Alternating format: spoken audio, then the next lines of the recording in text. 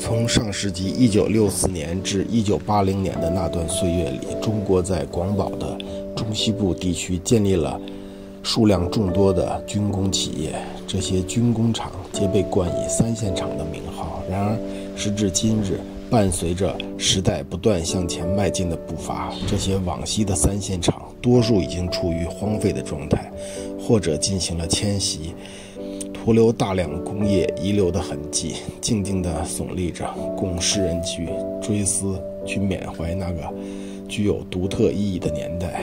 在四川彭州市的关口镇，一处山野之中，有一座废弃的工厂遗迹，这便是原国营中核机械厂，主要生产军品、短波测向机和通信保密机，军工代号是913。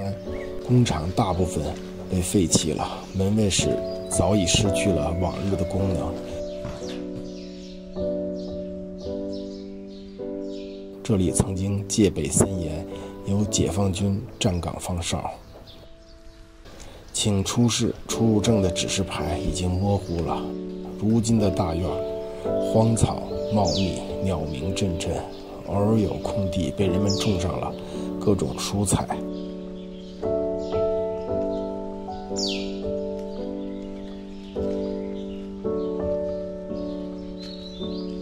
顺着荒草淹没的小路向里走去，进入这栋废弃的房屋。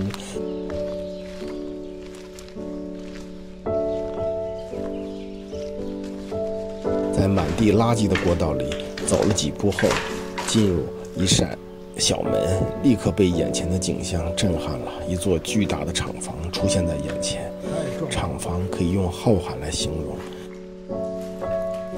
整个面积足足有几千平方米，由于设计得非常合理，没有任何辅助照明的情况下，厂房里的光线也非常明亮。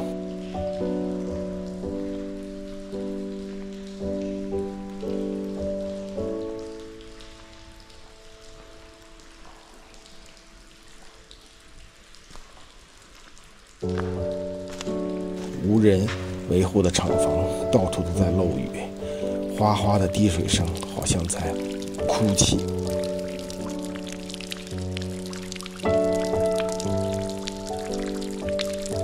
工厂始建于1964年5月，隶属于总参三部，是一座保密极其严格的军工厂。1981年，工厂改名国营成都中核无线电厂，隶属于电子工业部。曾生产过峨眉牌的电视机、收录机和收音机，因外形新颖、质量上乘，深受消费者的喜爱，当时风靡全国。但最终还是无法适应新型的市场经济。该厂于2001年申请破产。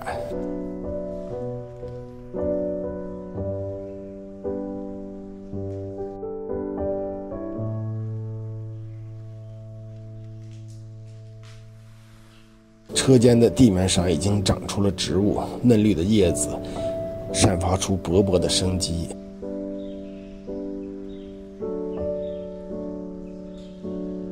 一间屋子墙上挂满了相框，里面是各种资格证书，没有人愿意把它们拿走。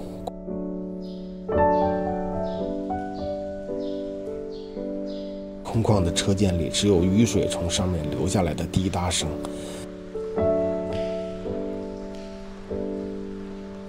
墙上这些牌子应该是记录出勤的，每个牌子上都有一个工人的名字：马瑞琴、于福平、李志琼。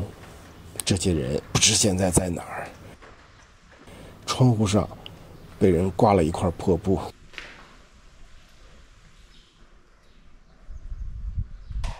可以想象，这里曾经机器轰鸣，人潮汹涌。车间的规模庞大，分工非常细，每个房间都有不同的作用。如今废弃的工厂机器被搬走了，所有有价值的东西都被拆走了，只剩下满地的狼藉。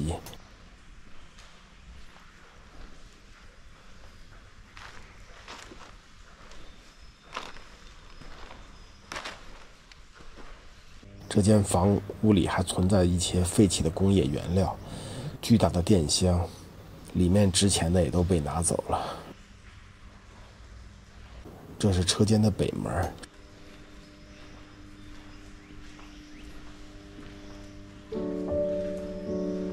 顺着这个门缝钻出去，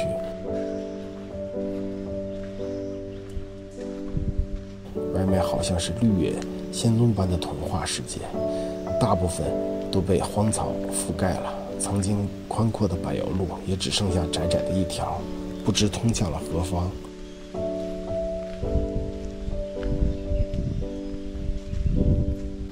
这是车间的变电室，门上还写着“有电危险”。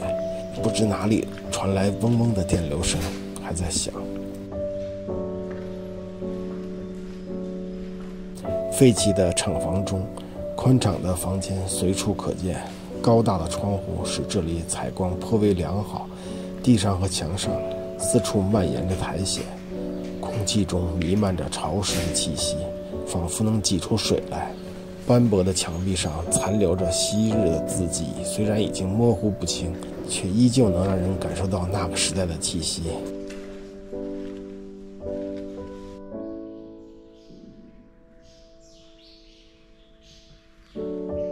广阔的车间非常震撼，虽然废弃了，空无一物，可依旧能让人感受到它昔日的辉煌。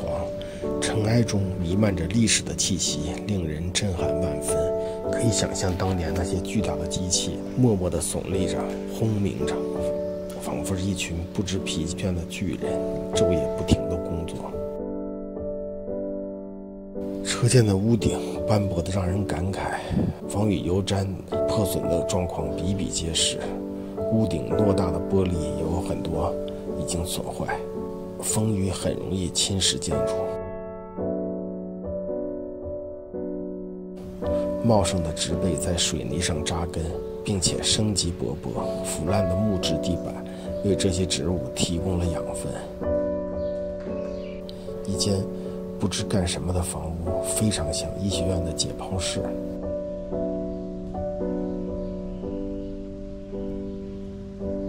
办公区的走廊幽深漫长，每一间无人维护的房间都慢慢变得腐朽。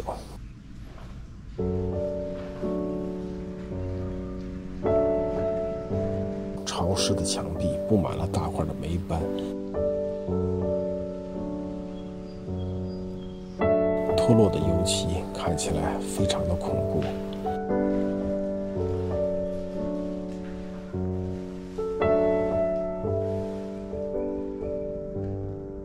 一间办公室的窗后有一只巨大的蜘蛛。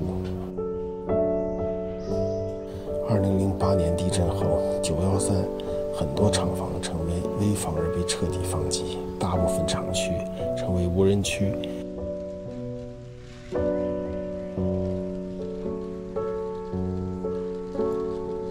废弃的走廊上堆积着一堆陈旧的鞋子，上面沾满了厚厚的灰尘。曾经的厕所，墙上写着“坚持开发与节约并存的能源方针”。对面的厂房上面写着“无产阶级革命胜利万岁”。那栋建筑在地震后成了危房，即使成为危房，依旧被人们利用起来。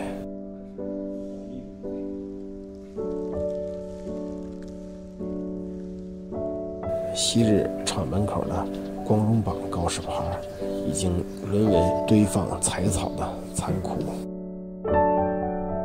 如今的厂房还有一部分租给了民营企业，继续发挥着余热。